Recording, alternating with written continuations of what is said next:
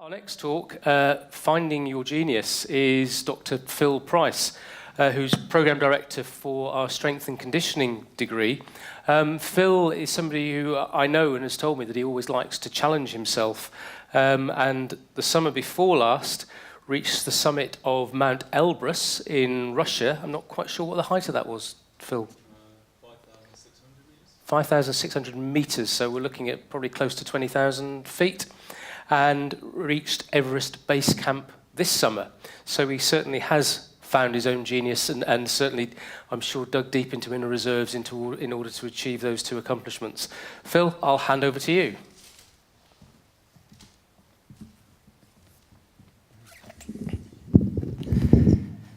Right, thank you, John, for the introduction, and thank you everyone here for coming to hear me speak.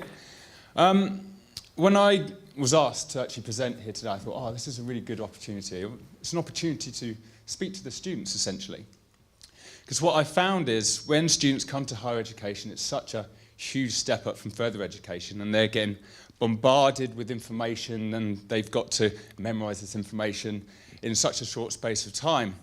And it can get very overwhelming, and it can lead to students start thinking, oh, I'm not clever enough for this, I'm not good enough. And then that leads to students getting grades which they feel that they don't deserve or could have got better, or even worse, leads to students leaving the course. And what I want essentially to get to students is, don't worry, be patient, find your way of learning, and essentially you'll be able to learn anything. Because I tend to reflect back, and I realised I was very much a B student throughout school, sixth form, a lot. And every time I'd work really hard for exams or assignments, and I'd get this feedback saying, oh, you need to elaborate more on your discussion points, for example. I'm thinking, well, how can I get with that? Like, I've essentially gone through the textbook, I've made notes on the textbook, I've then revised the notes from the textbook, so how am I constantly coming away with a B? And then there was an assessment at my third year of uni. I studied here at St Mary's, and it suddenly clicked. I was memorizing the content. I wasn't actually learning it. So for the last few years, I've really focused on, how can I essentially be a good learner? And I think it's worked out quite well. And essentially this has led me to believe that I really think there's a genius within all of us. And I'm not saying there's an Albert Einstein within me or anything like that, mostly because I think, there's more to learn than just intelligence. But there is an ability to maximize your potential for learning any content that you may be passionate about. So essentially what I wanted to do for this presentation was provide my philosophical approach to life and what I've done essentially to find my way of learning. So in its purest form, I believe that life is just an endless list of questions. We're bombarded with information left, right and centre from our senses, stored in our long-term and our short-term memory, and we utilise this information to formulate questions. And that's how essentially we go through life. And then we come to a question, we get an answer, we think, great, we've got a new answer, we put that in the information bank, and then we utilise it to form our next question. But if we really want to enhance our learning, we've got to affect our line of questioning. So I try and encourage all of our students to be the 3 C's. 1, I want you to be curious, so really yearn to want to learn more in areas that have been yet unexplored. I want you to be critical, don't take everything at face value, want to know why. And also be very creative. How can you be creative with your questionings to lead you down a path of questions that no one's ever done before? So, to enhance these 3 C's, I've developed 5 principles which I try and follow. Okay, number 1, never stop becoming self-aware. So, what I've noticed is that self-development is really quite popular at the moment. And you hear these phrases like, work on your weaknesses, or stick to your strengths, and then you can buy loads of books on how to become a great leader, or how to follow the habits of billionaires, all that sort of thing. And I think this is great. People are actively trying to find new ways to really better themselves. But people need to understand that this is very much an ongoing process. If you work on your weaknesses, you start to neglect your strengths. If you focus only on your strengths, your weaknesses become weaker. So it's a constant balance of trying to understand yourself as a person and how you work with your strengths and weaknesses and how these change over time. celebrate your weirdness, your idols were probably weird too. Now, be honest, we're all a little bit weird, aren't we? Yeah? I thought so. And I think that's great. But what I think when people formulate their line of questions, they try and narrow it down and constrain themselves to social norms. So how does that really help your line of questioning if you're essentially following the crowd and your line of questioning becomes similar to everyone else? And I started to think, if that happens, then think about all of those great ideas that have gone to waste because people were probably a little bit scared of what other people thought they may get laughed at. So really embrace your weirdness and follow your own path and line of questioning. And I always like to utilise Pablo Picasso or David Bowie because they followed their own line of questioning and it kind of worked out well for them. They created brand new stuff which challenged social norms and actually changed them so they actually change and become the new normal.